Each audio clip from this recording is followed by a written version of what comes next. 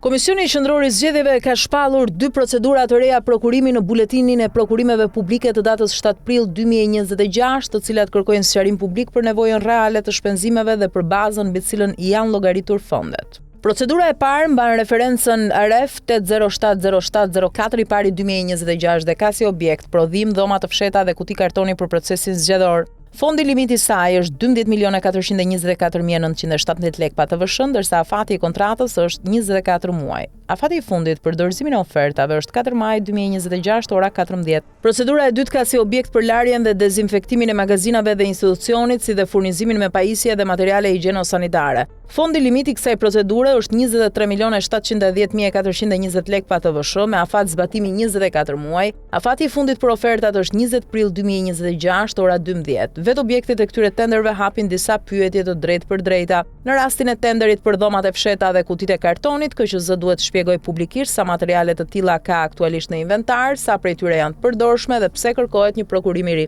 Nëse këto pajisje dhe materiale janë blerë edhe në procese të mëparshme zgjedhore, atëherë nevoja për një fond të ri duhet argumentuar me shifra dhe dokumente. Në rastin e tenderit për larje, dezinfektim dhe materiale higjeno-sanitare, pyetja është po aq e fortë, cilat janë konkretisht magazinat dhe ambientet që do të mbulohen, me çfarë frekuencë do të kryhet shërbimi dhe mbi cilin preventiv teknik është llogaritur fondi prej mbi 23 milion lekësh pa TVSH. Këto nuk janë pyetje dytësore. KQZ është institucion kushtetues dhe administron procese që kërkojnë jo vetëm ligjshmëri, por edhe standard të lartë besueshmërie publike. Çdo prokurim që lidhet me zgjedhjet, me materialet zgjedhore apo me logjistikën e institucionit, duhet jetë i mbështetur me nevojë të qartë, inventar të verifikueshëm dhe kosto të argumentuara. Pikërisht për këtë arsye, 2 tenderet e shpallur nuk duhen parë si procedura rutinë. Ato duhen parë si procedura që kërkojnë transparencë të menjëhershme nga KQZ, sepse në mungesë të shpjegimeve të plota, lindin dyshime për përsëritje shpenzimesh dhe për prokurime që mund të jenë më shumë burokratike se sa reale. Nëse KQZ ka inventar të mjaftueshëm për proceset zgjedhore dhe nëse ambientet e saj